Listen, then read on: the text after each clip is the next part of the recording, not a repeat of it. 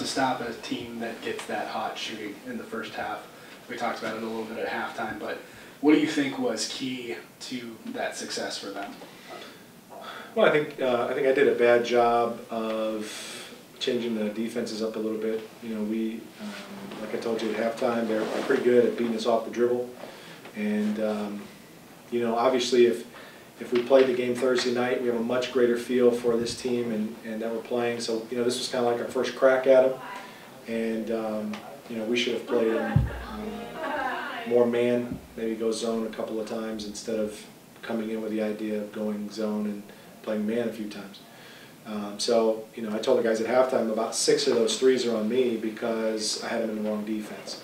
So I asked them to go out in the second half and get my back, and I was really proud of the way they played in the second half. Offensively, we seem to kind of be in spurts a little bit tonight where we have a couple of really good back-to-back possessions and then a couple of possessions where we're going, you know, what in the world was that?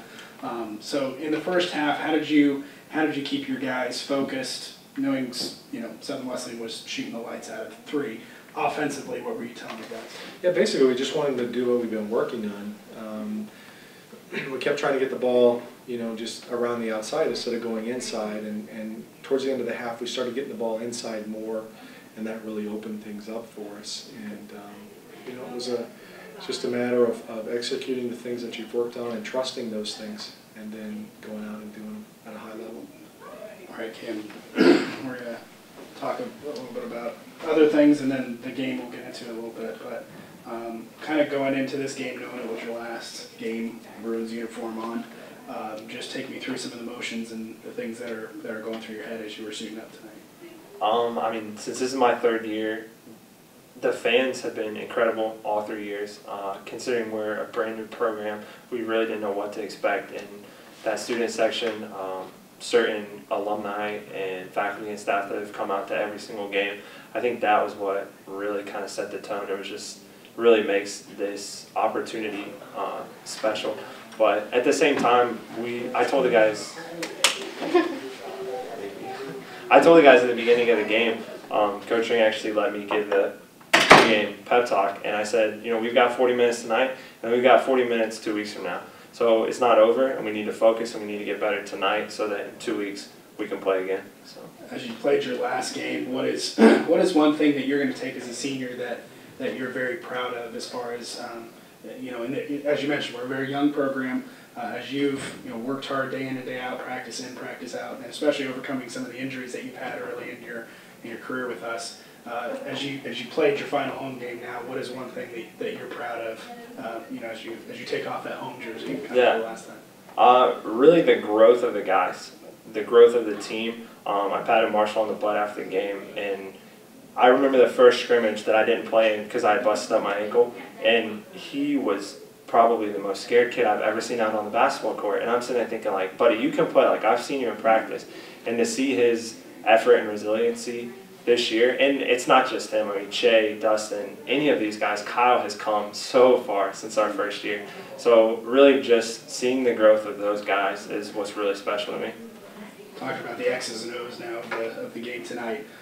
Defensively, what do you think from a defensive aspect? What was difficult in the matchup tonight? I mean, they're bigger than us, obviously. They're quicker than us, especially off the dribble. Like Coach said, we really practiced this week, specifically man-to-man, but that's still not an excuse not to close out on guys, wide-open guys. At the end of the day, they did hit a lot of shots, but we also gave them a lot of uncontested shots. So I think just doing a better job of making sure, communicating with each other and knowing who's where and what's going on.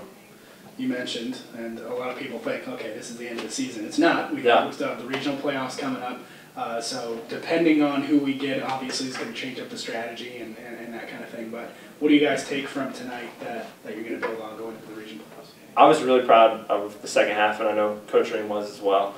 We came back, we had our backs against the wall, and we really punched them in the mouth. And we cut it to 12 or 14 there late. So just knowing that we're never out of a game. You can't ever doubt yourself and believe that you're done. And I was really proud to see that, and I think that that's really going to help.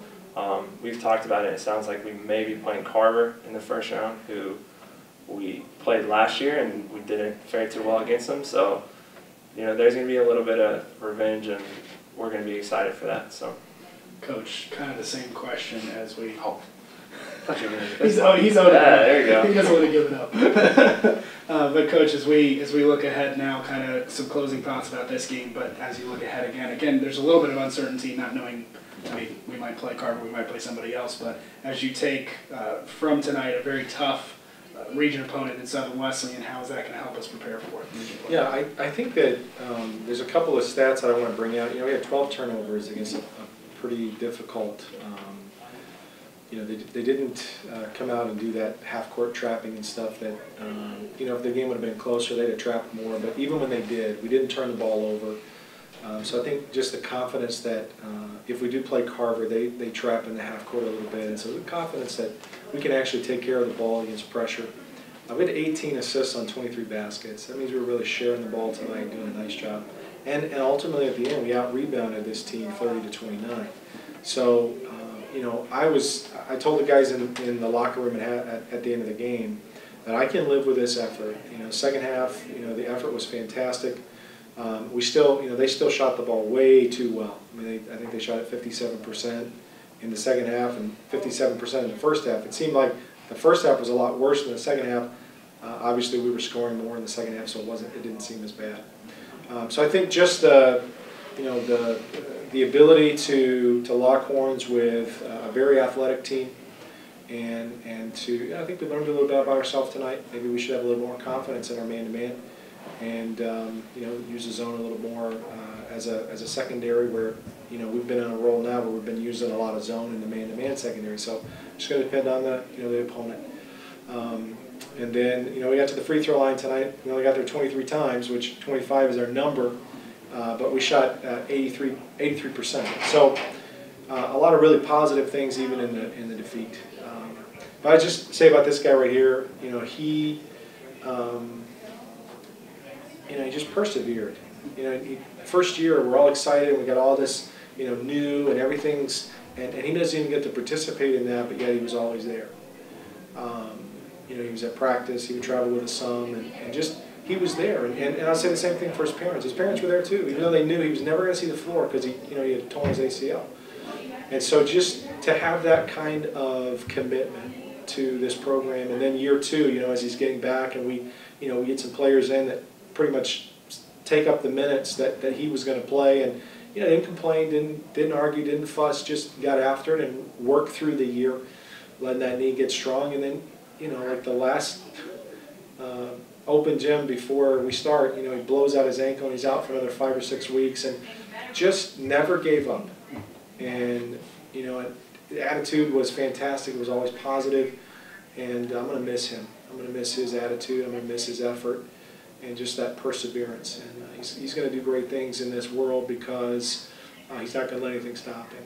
And I'm just privileged to be a part of his life for the last 3 years. So, looking to the future.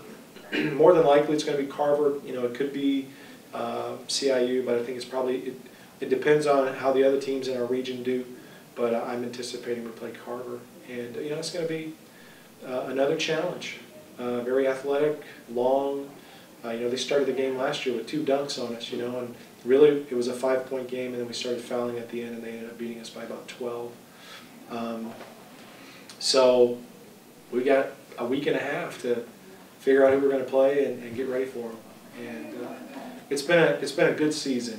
When you have 8 players come in that are brand new, and you get to the end of the year and you feel like you're playing better than when you started, and that's what you want to see as a coach. And I feel like that while we're not done, I feel like we have completed a chapter of the regular season, and I'm proud of these guys. I'm proud of my staff. I'm proud of the effort that has been put forth this year, and I look forward to building on this. First of all, in the regional tournament, but then looking forward to next year.